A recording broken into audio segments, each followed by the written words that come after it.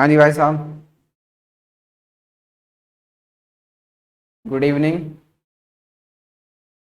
Welcome to KCI. Welcome to the world of science. विज्ञान की दुनिया में आपका स्वागत है। ठीक है।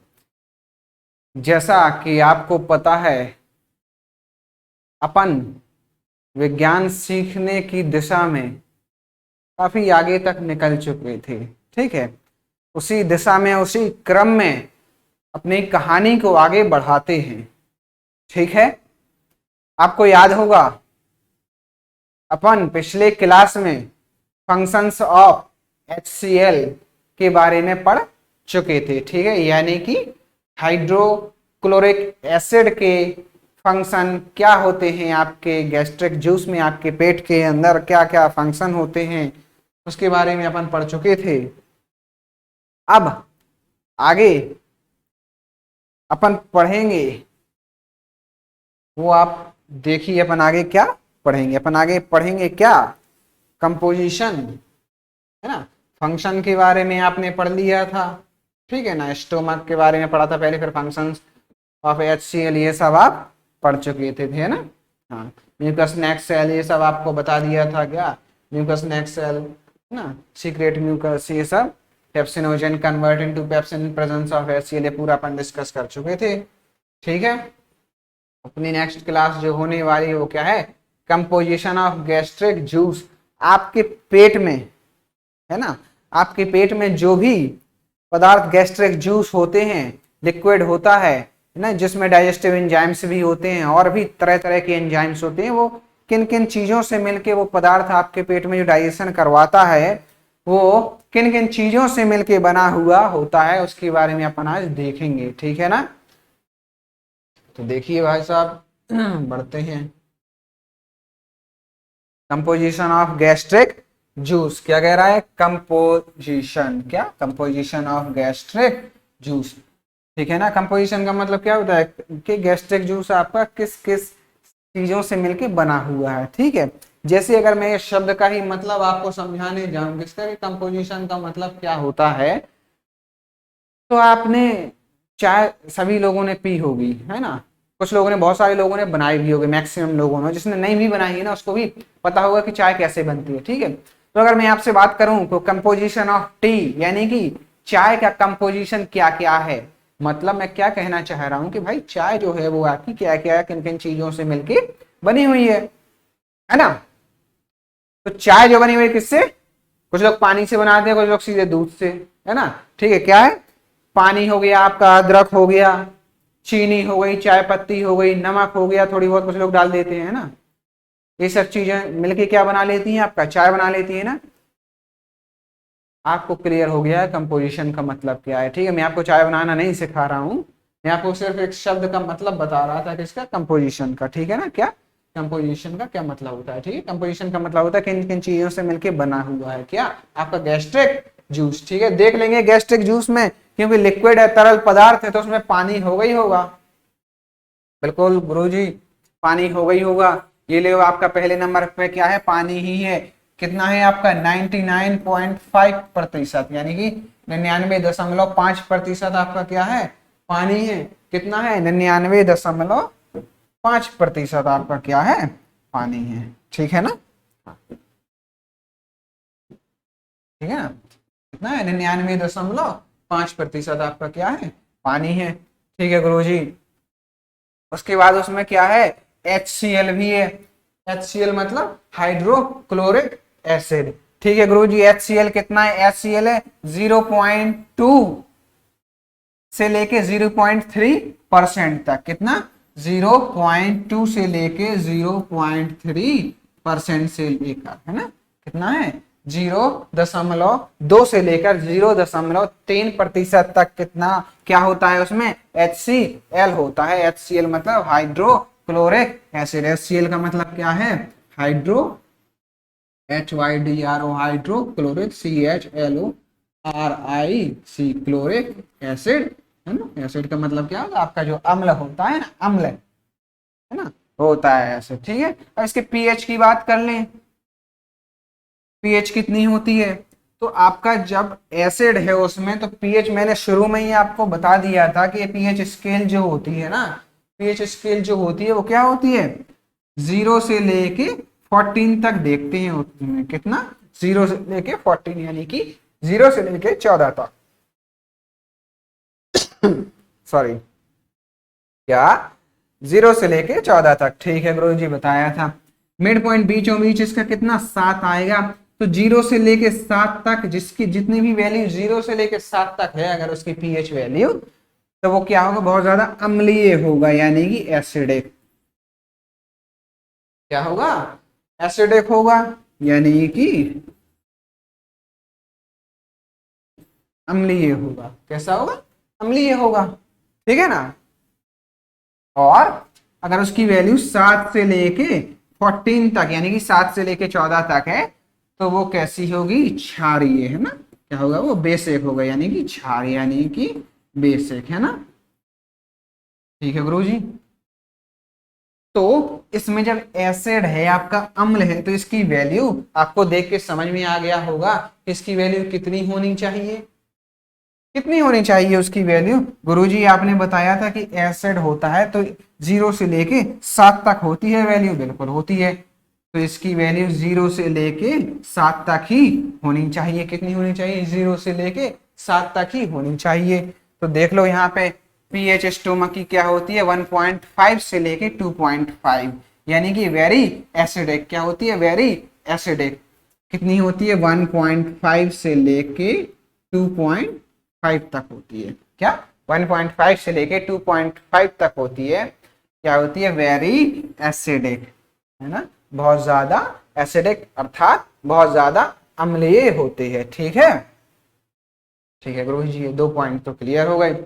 आगे क्या लिखा है, रेस्ट इज म्यूकस, क्या किसमें, गैस्ट्रिक जूस में। बाकी का क्या होगा, क्या कह रहा है, rest is mucus water and gastric enzymes. ठीक है भाई, 99.5 यानी कि 99.5% क्या है, पानी है। ठीक है गुरुजी, अब जब 99.5% पानी है तो बचा कितना। अगर मैं आपको बात करूं, कोई भी चीज अपन 100% के बेस पे आंकते हैं, है ना, तो 99.5% तो पानी हो गया, तो बचा कितना भाई साहब, 0.5 यानी कि आधा प्रतिशत ही तो बचा। तो उसी आधे प्रतिशत में सब कुछ होगा, बाकी का क्या, HCl भी होगा, ये सब तमाम चीजें होंगी, है ना। HCl भी होगा, म्यूकस भी होगा, वाटर एंड गैस्ट्रिक एंजाइम, है ना। ठीक है, हाँ तो ये बताओ, वाटर तो अपन यहाँ पे ले ही चुके हैं 99.5% में, ठीक है ना। ये क्या है, म्यूकस और गैस्ट्रिक एंजाइम। ठीक है, अब म्यूकस का नाम सुनते ही आपको मैंने पहली दूसरी क्लास में बताया था, जैसे ही म्यूकस शब्द आया आपके दिमाग में तुरंत एक रिंगटोन या फिर एक घंटी बज जानी चाहिए, किसकी, chip chip chip chip chip, है ना, क्या चिपचिपी, कोई भी चीज ला रही है ना, लार की तरह बहुत ही चिपचिपी चीज होती है, उसको क्या वो कहते हैं, म्यूकस फॉर्म, है ना, जेली लाइक सब्सटेंस, है ना, उसको क्या बोलते हैं आप, म्यूकस, क्या बोलते हैं उसको, म्यूकस। ठीक है, और दूसरी बात क्या आई, गैस्ट्रिक एंजाइम, क्या आई, गैस्ट्रिक एंजाइम, क्या आई आपकी, गैस्ट्रिक एंजाइम। ठीक है, क्या आई, गैस्ट्रिक एंजाइम। गैस्ट्रिक एंजाइम कौन कौन सी होती है, पता है गैस्ट्रिक एंजाइम क्या होती है, जो गैस्ट्रिक शब्द हमेशा मैंने बताया था कहाँ, आपके पेट के लिए तो इस्तेमाल किया जाता है। आपके पेट के अंदर जो डाइजेस्टिव एंजाइम होती है उनको सभी को कंबाइनली क्या बोल दिया जाता है, मिला के गैस्ट्रिक एंजाइम। ठीक है, मिला के क्या बोलते हैं उनको, गैस्ट्रिक एंजाइम। कौन कौन सी होती है, पेप्सिनोजेन, कौन कौन सी होती है, pepsinogen, prorennin, gastric lipase, ETC. ETC का मतलब क्या होता है, और भी कैफी, है ना, अन्य। ठीक है, क्या कौन कौन सी एंजाइम, एक हो गई आपकी कौन सी, पेप्सिनोजेन, प्रोरेनिन, प्रोरेनिन और गैस्ट्रिक लाइपेस। पेट के अंदर एक रेनिन नाम की एंजाइम होती है, आपको अभी आगे बता रहे हैं। ठीक है, क्या, प्रोरेनिन और गैस्ट्रिक लाइपेस, है ना, ये एंजाइम आपकी पेट के अंदर होती है गैस्ट्रिक जूस में, यानी कि ठीक है, क्या पढ़ रहे हैं अपन, कंपोजिशन ऑफ गैस्ट्रिक जूस। ठीक है ना, तो ये सब होती है। क्या नोट दिया हुआ है, नोट देखेंगे क्या, prorennin is secreted in young mammals. क्या, प्रोरेनिन, ये रेनिन ऐसी एंजाइम होती है है ना, जो आपका मिल्क का यानी कि दूध का डाइजेशन में काम आती है, दूध को डाइजेस्ट करती है, पचाती है। ठीक है, नोट देखेंगे क्या, prorennin is secreted in young mammals childhood stage. Young mammals का मतलब क्या है, चाइल्डहुड, यंग मतलब जो भी शिशु अवस्था में है, शिशुओं में, है ना, चाइल्डहुड में, जब अपन लोग बच्चे होते हैं, छोटे छोटे थे, बच्चे थे, तब कौन सी एंजाइम सीक्रेट होती थी, प्रोरेनिन। प्रोरेनिन वही एंजाइम है। इसके बाद प्रोरेनिन किस में बदल जाती है, प्रो, RENNIN। इसे स्पेलिंग का बड़ा ध्यान देना, यहाँ पे डबल एन है। ये एंजाइम आपकी गैस्ट्रिक जूस में होगी, है ना, कौन सी, जिसमें डबल एन होगा। अभी रेनिन नाम की एक और एंजाइम आएगी आपकी, किडनी पढ़ेंगे जब, RENIN होगी स्पेलिंग उसकी, क्या होगी, RENIN, है ना। ये आपकी किस में, किससे रिलेटेड है, किडनी, है ना, गुर्दों से। ये क्वेश्चन में कंफ्यूज कर देती हैं ऑप्शन में, दोनों ही ऑप्शन में दे देते हैं, रेनिन और RENNIN, ये दोनों में से कौन सा ऑप्शन है। बच्चे यही ध्यान नहीं देते हैं, शुरू में गलत करके आ जाते हैं 50%। दोनों ऑप्शन में से कोई एक टिक करना होता है, जिनको याद नहीं रहता है तो वो कोई भी कर देते हैं। ध्यान देना, जो पेट में एंजाइम होती है रेनिन, उसमें डबल एन है स्पेलिंग में, जो किडनी में होती है रेनिन, उसमें सिंगल एन, एक ही एन है। ठीक है, इस चीज को ध्यान दे लेना है। ठीक है, तो प्रोरेनिन कन्वर्ट हो जाएगी आपकी किसमें, रेनिन में, किसमें, रेनिन में, RENIN। ठीक है ना, RENNIN, ठीक है ना। प्रोरेनिन किसमें, रेनिन में कन्वर्ट हो जाएगी। यही फिर किसको डाइजेस्ट करती है, मिल्क प्रोटीन्स को, है ना। और मिल्क प्रोटीन कौन सी होती है पता, कैसीन, कैसीन नाम की प्रोटीन होती है, तो वो होती है कौन सी, मिल्क प्रोटीन। ठीक है ना, तो क्या लिखा हुआ है, prorennin is secreted in young mammals, ठीक है, चाइल्डहुड स्टेज में, किसने, चाइल्डहुड स्टेज में, यानी कि शिशु अवस्था, बाल अवस्था में। ठीक है, it is not secreted much in adults, क्या कह रहा है, it is not secreted much in adults, यानी कि ये नौजवानों में, जवान लोगों में, हमारे और आपके जैसे लोगों में जो 18-20 साल के ऊपर हो गए, उनमें ये बहुत ज्यादा नहीं पाई जाती है। अब क्यों नहीं पाई जाती है, तो मैंने आपको बता दिया है क्या, कि भाई ये एंजाइम का काम क्या रहता है, पहले वो देख लो। काम क्या रहता है, काम उसका रहता है क्या, मिल्क प्रोटीन को डाइजेस्ट करना, दूध की प्रोटीन को। तो बच्चे दूध ज्यादा पीते हैं कि बड़े, जो बच्चे होते हैं ना वो दूध ज्यादा पीते हैं, तो दूध ज्यादा पीते हैं तो उनमें उस दूध को डाइजेस्ट करने वाली एंजाइम भी ज्यादा होनी चाहिए। हम और आप लोग दूध कम पीते हैं, इसीलिए हमारे आपके अंदर ये कम होती है। ठीक है ना, है ना, हाँ। It is not secreted much in adult, है ना, मच मतलब बहुत ज्यादा, इसमें एडल्ट में नहीं होती है। ठीक है,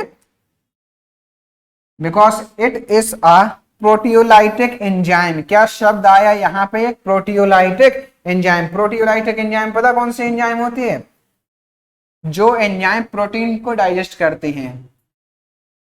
क्या, प्रोटीन डाइजेस्टिंग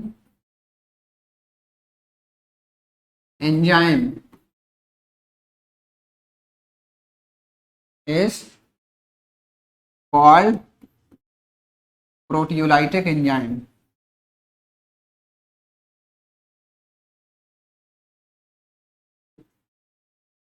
क्या, protein digesting enzyme is called proteolytic enzyme, है ना। ऐसी एंजाइम जो प्रोटीन को डाइजेस्ट करती है, प्रोटीन को पचाती है, उनको क्या बोलते हैं, प्रोटियोलाइटिक एंजाइम। क्या बोलते हैं उनको, प्रोटियोलाइटिक एंजाइम। क्या बोलते हैं उनको, प्रोटियोलाइटिक एंजाइम।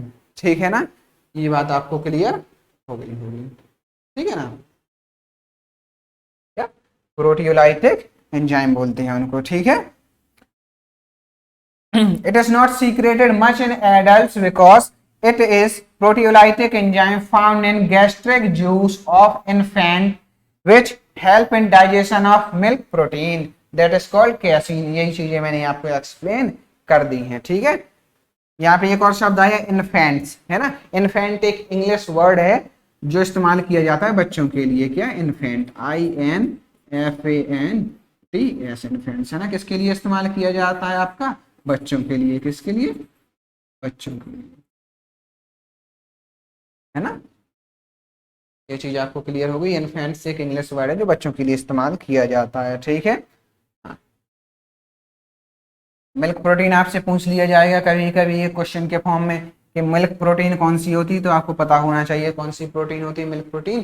Casein protein. कौन सी प्रोटीन होती है मिल्क प्रोटीन? कैसीन। कौन सी होती है मिल्क प्रोटीन? अगर पूछे तो कौन सी होती है? CALCIN, कैसीन प्रोटीन कौन सी होती है आपकी? मिल्क प्रोटीन, ठीक है ना। इतने ही क्वेश्चन इससे बन सकते हैं या फिर इतने ही क्वेश्चन इस यहाँ से बनते हैं, ठीक है ना। तो ये स्लाइड अपन ने खत्म कर दी है। ये टॉपिक अपना खत्म हुआ। यहाँ पे कौन सा टॉपिक था? जो कि कंपोजिशन ऑफ गैस्ट्रिक एंजाइम। कौन सा था? कंपोजिशन ऑफ गैस्ट्रिक जूस, है ना। गैस्ट्रिक जूस में क्या क्या चीजें होती हैं, ठीक है। क्या होता है भाई? 99.5% वाटर होता है, 0.2 से लेके 0.3% HCl होता है ना। और उसकी पीएच वैल्यू अगर पूछी जाए, स्टोमक की पीएच वैल्यू, गैस्ट्रिक जूस की जो पीएच वैल्यू है, गैस्ट्रिक जूस की पीएच वैल्यू कितनी होती है? 1.5 से लेके 2.5 तक होती है। कितनी होती है? 1.5 से लेके 2.5 तक होती है आपकी क्या? पीएच वैल्यू, ठीक है ना। तो भाई साहब जब 1.5 से लेके 2.5 तक है तो जाहिर सी बात है कि वहां पे मीडियम कैसा होगा? वेरी एसिडिक, है ना, बहुत ज्यादा अम्लीय होगा, है ना। उसके बाद ये तमाम प्रकार की चीजें हैं आपको क्लियर हो गई होंगी, ठीक है। उसके बाद नेक्स्ट टॉपिक पे आते हैं अपना। नेक्स्ट टॉपिक आता है आपका यहाँ पे, आप इसके पहले तक आपका स्टोमक पार्ट खत्म हो गया, पेट का, है ना।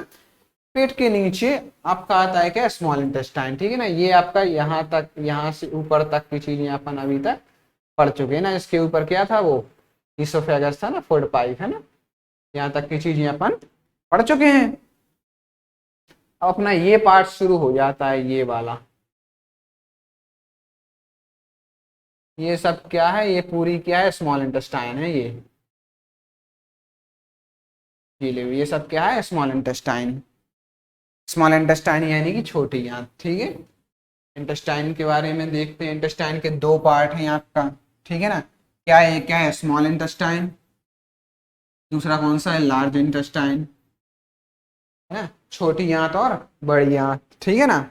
ये देखो यहाँ पे लिखा भी हुआ है क्या? It is divided into two part. कितने हिस्सों में बांटा गया है इसको? दो हिस्सों में बांटा गया है, ठीक है ना। पहला कौन सा? Small intestine. दूसरा कौन सा है? Large intestine. स्मॉल और लार्ज किस आधार पर बोला गया है? जबकि अगर आप इसकी लेंथ की बात करेंगे ना, लंबाई की, तो स्मॉल इंटेस्टाइन की लंबाई ज्यादा है और लार्ज इंटेस्टाइन की कम है। स्मॉल इंटेस्टाइन की लंबाई क्या है? ज्यादा है, और इसकी क्या है?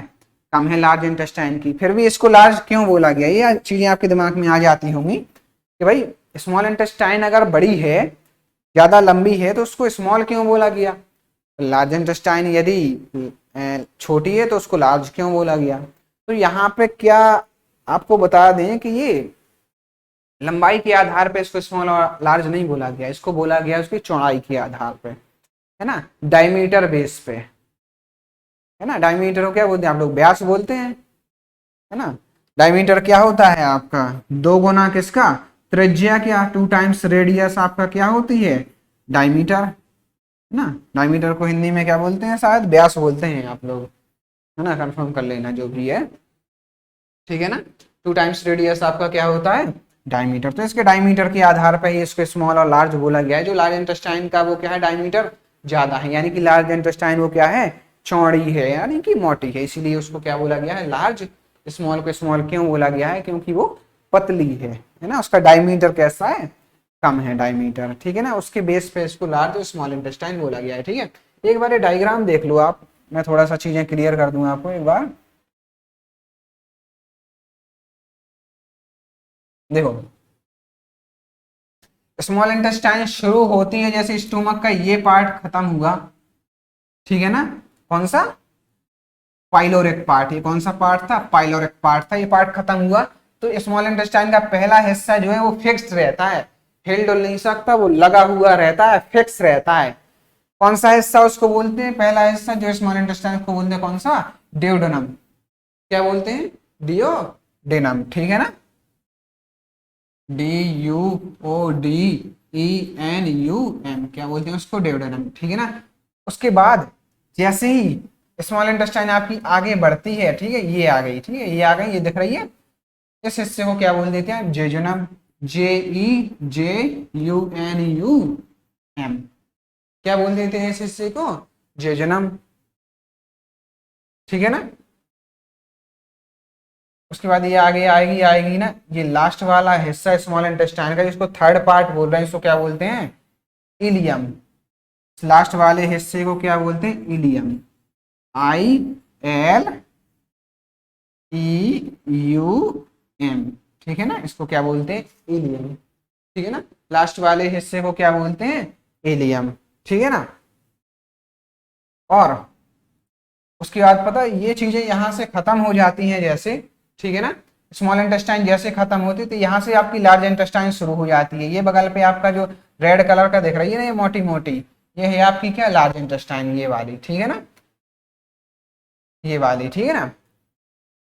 तो लार्ज इंटेस्टाइन के भी फिर आगे चल के different types of parts divide हो जाते हैं, ठीक है ना। ये देखो स्मॉल इंटेस्टाइन, इस पार्ट को, इंटेस्टाइन के इस पार्ट को बोलते हैं कोलोन, ठीक है ना। अब यहाँ पे अगर एक चीज आपको बता दें, कोलोन को भी इन लोगों ने कुछ पार्ट्स में डिवाइड कर दिया है, ठीक है ना, 3 पार्ट में। क्या, एक नाम दिया गया है एसेंडिंग कोलोन। क्या, एसेंडिंग, एसेंडिंग क्यों बोल रहे हैं, क्योंकि यहाँ पे खत्म हुई ना, उसके बाद यहाँ पे जाएंगे ना तो ये एरो देखिए ऊपर चढ़ती जा रही है ना। असेंड करना मतलब होता है ऊपर जाना, असेंड करना। इस पार्ट को बोला उन्होंने डिसेंडिंग, पता क्यों, क्योंकि यहाँ से ऐसे गई, फिर ये ऐसे आई, फिर उसके बाद कैसे आई, ऐसे ही तो आई, है ना। तो इसको क्या बोल रहे हैं, नीचे आ रही है क्योंकि, इसीलिए इसको क्या बोल रहे हैं, डिसेंडिंग कोलॉन। क्या बोल रहे हैं उसको, डिसेंडिंग कोलॉन, है ना, DESCENDING, डिसेंडिंग, COLON, है ना, डिसेंडिंग कोलॉन। बात समझ में आ रही है आपको, क्या, ये हिस्सा ऊपर जा रहा है इसीलिए इसको असेंडिंग कोलॉन बोल रहे हैं, ये हिस्सा नीचे आ रही है इसीलिए इसको डिसेंडिंग कोलॉन। अब ये हिस्सा क्योंकि ऐसा है इसीलिए इसको क्या बोल रहे हैं, ट्रांसवर्स कोलॉन। क्या बोल रहे हैं, transverse, TRANSVERSE, transverse colon. Transverse शब्द का मतलब क्या होता है, अगर आपने मैथमेटिक्स पढ़ी होगी, आपने गणित पढ़ी होगी तो आपको अच्छे से पता होगा। अगर नहीं भी पढ़ी है तो मैं आपको ट्रांसवर्स का मतलब बता देता हूँ, ठीक है ना। देखो, पहले ऐसे जा रही थी आपकी लार्ज इंटेस्टाइन, असेंडिंग कोलॉन इसको बोल रहे थे असेंडिंग कोलॉन। फिर ऐसे आगे इसको क्या बोल रहे थे, आपका ट्रांसवर्स कोलॉन। फिर ऐसे आ रही थी, इसको बोल रहे थे क्या, डिसेंडिंग कोलॉन, ठीक है ना। क्या होता है, डिसेंडिंग कोलॉन। ट्रांसवर्स शब्द कहां से आया, देखेंगे क्या, ट्रांसवर्स, कोई भी चीज हॉरिजॉन्टल अपन ने मान ली है, ऐसे, है ना, हॉरिजॉन्टल अगर अपन ने मान ली है, देखो हॉरिजॉन्टल मान लिए तो उसमें एक लाइन और अगर अपन ने ठीक ऊपर से डाल दी तो वर्टिकल लाइन हो गई, उसमें हमेशा 90 डिग्री का कोण बनाता है, कितना, 90 डिग्री का कोण बनाता है, ठीक है ना। तो ये ट्रांसवर्स लाइन है ना, जो समतल बोलेंगे अगर उसको, क्या, समतल, ये यानी कि तल के समान, है ना, ऐसे ये है, ठीक है ना। इसको बोलेंगे क्या, परपेंडिकुलर, इसको ट्रांसवर्स लाइन। तो इसी लाइन से आपका शब्द आया क्या, ट्रांसवर्स, इसीलिए ही इसको क्या बोला जाता है, ट्रांसवर्स कोलॉन। क्या बोल दिया जाता है, ट्रांसवर्स कोलॉन, है ना।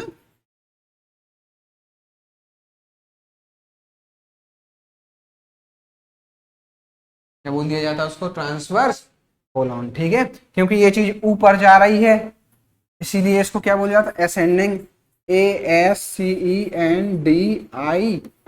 असेंडिंग कोलॉन, ठीक है गुरु जी, ऊपर जा रही है असेंडिंग कोलॉन, ट्रांसवर्स लाइन में जा रही है इसीलिए इसको क्या बोल दिया, ट्रांसवर्स कोलॉन। नीचे आ रही है इसको क्या बताया था आपने, इसको मैंने बताया था डिसेंडिंग कोलॉन। क्या बताया था, डिसेंडिंग, DESCENDING,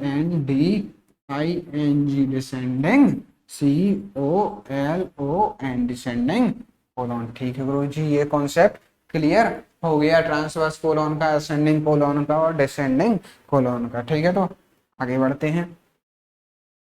उसके बाद कोलॉन के बाद ये लास्ट वाला हिस्सा आएगा, सिग्मोइड कोलॉन बोलते हैं इसको, है ना, सिग्मोइड। क्या बोलते हैं, sigmoid, SIGMOID, D sigmoid colon बोलते हैं। सिग्मोइड कोलोन पता क्यों बोलते हैं, क्योंकि ये शेप एस शेप्ड होता है। कैसा शेप होता है इसका, एस शेप का होता है ये, है ना, एस शेप्ड होता है, इसीलिए इसको सिग्मोइड कोलोन बोल देते हैं। सबसे ज्यादा कैंसर इसी में होता है, सिग्मोइड कोलोन में। अगर किसी को कोलोनिक कोलोन का कैंसर हो गया ना, तो सिग्मोइड कोलोन का ही कैंसर मेजर केसेस में होते हैं, है ना। तो ये आपका स्मॉल और लार्ज इंटेस्टाइन का बेसिक इंट्रोडक्शन मैंने आपको लगभग बता दिया है ना। अब देखिए इसमें अगला क्या अपन पढ़ने वाले हैं, आपको इसका अगर इंट्रोडक्शन दूं तो स्मॉल इंटेस्टाइन के बारे में ही थोड़ा एक बेसिक है, मैं देख लेंगे। अगर इसको अभी खत्म कर पाएंगे तो अभी खत्म कर लेते हैं, ठीक है। स्मॉल इंटेस्टाइन को अपन अभी खत्म कर लेते हैं, ठीक है ना। स्मॉल इंटेस्टाइन के बारे में मोटा मोटी काफी सारी चीजें तो आपको बताई दी गई हैं, ठीक है ना। हाँ, स्मॉल इंटेस्टाइन के बारे में मैं आपको, चलो इसको अभी खत्म कर देते हैं, है ना, क्योंकि अगली बार में बढ़ाएंगे तो फिर से ये कहानी सुनानी पड़ेगी, इसलिए इसको अभी लेके चलते हैं, ठीक है। स्मॉल इंटेस्टाइन के यानी कि छोटियां, देखो क्या, small intestine is differentiated into 3 part. कितने पार्ट में डिफरेंशिएट किया गया है उसका, 3 पार्ट में डिफरेंशिएट किया गया है, ठीक है। ठीक है गुरुजी, क्या पहला कौन सा है, ड्यूडेनम। पहला कौन सा बताता है, ड्यूडेनम। उसकी लंबाई कितनी है आपकी, 20 से 25 सेंटीमीटर की होती है ड्यूडेनम। ठीक, ड्यूडेनम क्या होती है पता है, फिक्स्ड पार्ट होती है, क्या, FIXED, फिक्स्ड होता है ना। ये हिलता डुलता नहीं है, स्टोमक के साथ ये क्या होता है, अटैच होता है, ठीक है ना, क्या होता है, फिक्स होता है, ठीक है गुरुजी। ड्यूडेनम हो गया, 20 से 25 सेंटीमीटर इसकी लंबाई होती है, हाँ बिल्कुल होती है। दूसरा हिस्सा आपका जेजुनम, क्या गुरुजी, जेजुनम। गुरुजी लंबाई बताओ, लंबाई होती है उसकी 1 मीटर से लेके 2.5 मीटर तक उसकी लंबाई होती है। कितनी होती है, 1 से लेके 2.5 मीटर तक उसकी लंबाई होती है, ठीक है। ये सब चीजें देखो, डेटा होता है ना, थोड़ा बहुत यहाँ वहां वेरी कर जाता था। आप अलग अलग किताबें अगर पढ़ेंगे तो थोड़ा बहुत 0.5 का इधर उधर भी मिल सकता है, ठीक है ना। ये एक आइडियल केस अपन ने लिया है, अप्रोक्सीमेट, ठीक है। क्या 1 से लेके 2.5 मीटर तक की इसकी लंबाई होती है। उसके बाद क्या है, तीसरा पार्ट इलियम। तीसरा पार्ट कौन सा है, इलियम। कितनी होती है उसकी लंबाई, 2.5 से 3.5 मीटर। 2.5 से 3.5 मीटर होती है आपकी कौन सी, इलियम। कितनी होती है, 2.5 से 3.5 मीटर, ठीक है ना। तो ड्यूडेनम जो हिस्सा है, पहला पार्ट स्मॉल इंटेस्टाइन का, वो सबसे छोटा है ना। यहाँ पे अगर बात करेंगे, फिक्स तो है ये, उसके बाद उसके अलावा क्या है, स्मॉलेस्ट, SMALLEST, स्मॉलेस्ट पार्ट आपका कौन सा है, ड्यूडेनम, ठीक है ना। और इसका स्मॉल इंटेस्टाइन का लार्जेस्ट पार्ट कौन सा, ये है आपका इलियम, ILEUM, इलियम, ठीक है ना। ये कौन सा है आपका, लार्जेस्ट पार्ट है इसका। लार्जेस्ट पार्ट कैसे है गुरुजी, इसकी लंबाई देख लो भी, ये कितना है, 2.5 से 3.5 मीटर तक की ये लंबी होती है, ठीक है ना। देखो नेक्स्ट क्या कह रहा है, duodenum is retroperitoneal and initial part of small intestine. Duodenum के बारे में बता रहा है, क्या है, ड्यूडेनम क्या है उसका, initial part of small intestine, यानी कि आपकी छोटी आंत का इनिशियल का मतलब क्या होता है, शुरुआती, है ना, बिगिनिंग वाला शुरुआती हिस्सा कौन सा है आपका, स्मॉल इंटेस्टाइन का कौन सा, ये ड्यूडेनम पार्ट कौन सा है, ड्यूडेनम, ठीक है। हाँ, इट इज द शॉर्टेस्ट, देखो मैंने वही चीज बताई है वहां पे, स्मॉलेस्ट का, स्मॉलेस्ट का मतलब छोटा यानी कि shortest. It is the shortest, ठीक है, वाइडेस्ट, शॉर्टेस्ट तो होता ही होता है, स्मॉल इंटेस्टाइन का सबसे चौड़ा हिस्सा भी यही होता है, छोटा होता है लेकिन कैसा होता है, सबसे चौड़ा होता है, ठीक है ना।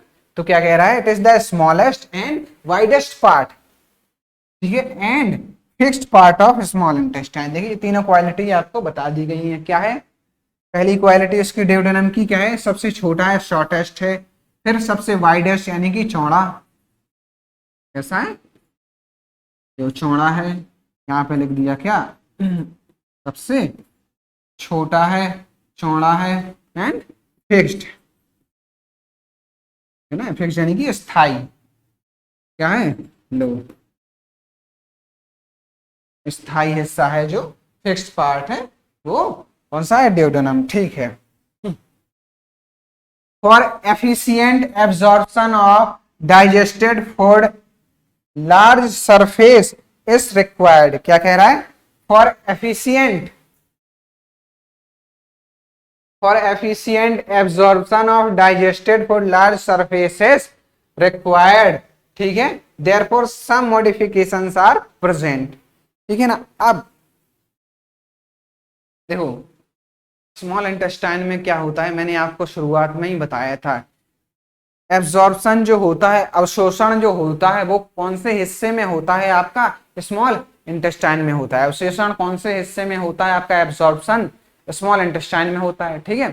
तो कुछ ऐसा कुदरत ने, ऊपर वाले ने क्या किया, भगवान ने कहा कि कुछ ऐसा मॉडिफिकेशन, कुछ ऐसा बदलाव स्मॉल इंटेस्टाइन में कर दिए जाए, कुछ इस तरीके से बनाई जाए कि जो अवशोषण है, एब्जॉर्प्शन है, वो मैक्सिमम अमाउंट में हो, मैक्स टू मैक्स अमाउंट में हो, ठीक है। क्या कह रहे हैं, जो एब्जॉर्प्शन है स्मॉल इंटेस्टाइन में, मैक्सिमम ज्यादा से ज्यादा मात्रा में जो अपन खाएं वो एब्जॉर्ब हो पाए, अवशोषित हो पाए, इसके लिए स्मॉल इंटेस्टाइन में क्या क्या चीजें, नई चीजें या पुरानी चीजें क्या क्या होता है, क्या क्या मॉडिफिकेशन उसमें होते हैं, ठीक है ना। इसके बारे में अपन पढ़ेंगे अब अगली क्लास में, ठीक है ना।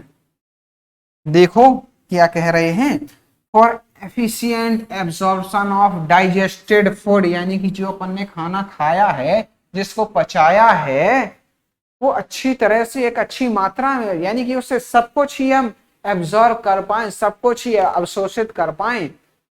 अगर अपन अवशोषित नहीं कर पाएंगे ना, तो जो अपन ने खाया वो पच के तो निकल जाएगा, वो तो अपना खाना बेकार ही हो गया ना। अरे है कि नहीं है ना। हाँ, तो क्या किया भाई, जो अपन ने खाया उसको अच्छी तरह से एब्जॉर्ब कर पाए, उसके लिए कुछ स्मॉल इंटेस्टाइन में मॉडिफिकेशन हुए, कुछ बदलाव हुए। उन बदलाव के बारे में क्या हुआ, कैसे हुआ, वो बदलाव के बारे में अपन पढ़ेंगे क्या अगली क्लास में, ठीक है ना।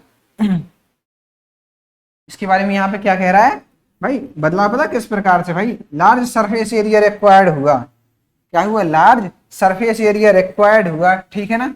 Therefore some modification are done, है ना, therefore some modification are present, यानी कि उसमें कुछ मॉडिफिकेशन उपस्थित होते हैं, ठीक है। यहाँ पे एक पॉइंट एक्सप्लेन करने वाला, क्या, एब्सॉर्प्शन के लिए लार्ज सरफेस एरिया रिक्वायर्ड होता है, कैसा, लार्ज सरफेस एरिया रिक्वायर्ड होता है। तो मैं आपको एक छोटा सा क्वेश्चन देखिए आज रवाना करता हूं, आपकी विदाई एक छोटे से सवाल के साथ होगी। लार्ज सरफेस एरिया का क्या मतलब है, क्यों लार्ज सरफेस एरिया रिक्वायर्ड होगा। देखो लार्ज सरफेस एरिया क्यों रिक्वायर्ड होगा, ये मान लो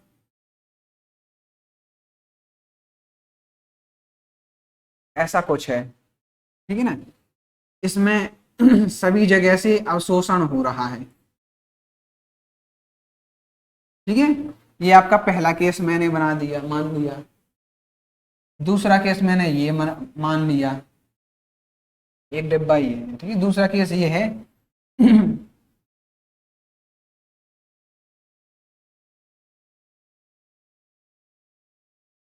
ये यहाँ पे आके मैंने जोड़ दिया इसको। दूसरा केस ये है, इसमें भी यहाँ पे सभी जगह से अवशोषण हो रहा है, ये लो आपका। तो आपके पास दो ऑप्शन है, पहला और दूसरा। उसकी जो सतह होती है, इसकी सतह मान लो ये है, इसकी सतह ये है, लो ये इसकी सतह है। इसकी सतह, जिसकी सतह, इसकी सरफेस एरिया ज्यादा होगा, उसी में तो अवशोषण ज्यादा होगा ना, कि नहीं होगा, ठीक है ना। अब मान लो मैंने इंटेस्टाइन बनाई, इंटेस्टाइन पता है ऐसी टेढ़ी बेड़ी बेड़ी, ऐसी टेढ़ी मेढ़ी रखी हुई है, क्यों है। मान लो अगर इंटेस्टाइन ऐसे होती, सीधे साधे, तो इतनी होती। मान लीजिए इसकी लंबाई है आपकी 1 मीटर, मान ली मैंने। सरफेस एरिया यही तो होता है उसका एब्जॉर्प्शन, यहां से अवशोषण होता ना। इस इंटेस्टाइन को दो ऑप्शन दिया, तो ऐसे हो सकती थी, या फिर जैसे है ऐसे।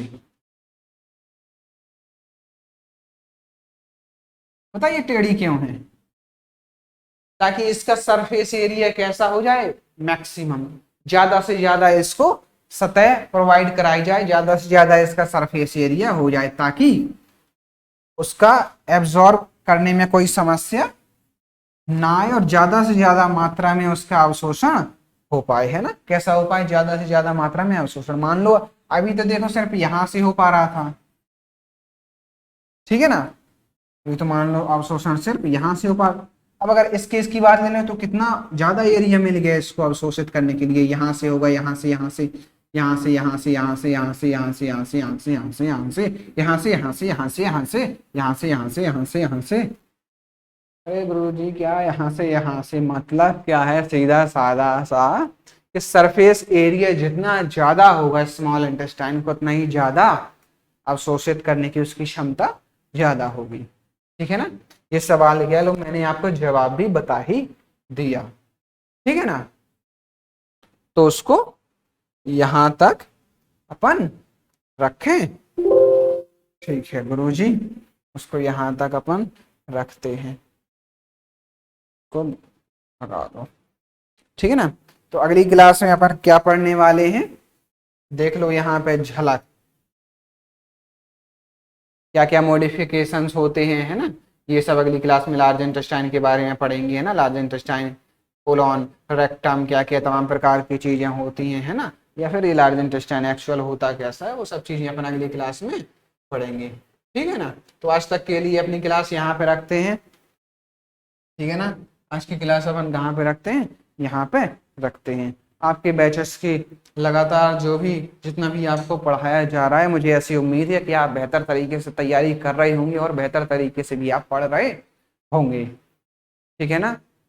हाँ, आपके YouTube चैनल पे जिसका नाम है आपका क्या, KCI एडोल्फ हिटलर, क्या नाम है, KCI एडोल्फ हिटलर। उस पर बराबर इंग्लिश क्लासेस चल रही हैं आपकी, स्पोकन इंग्लिश की, है ना।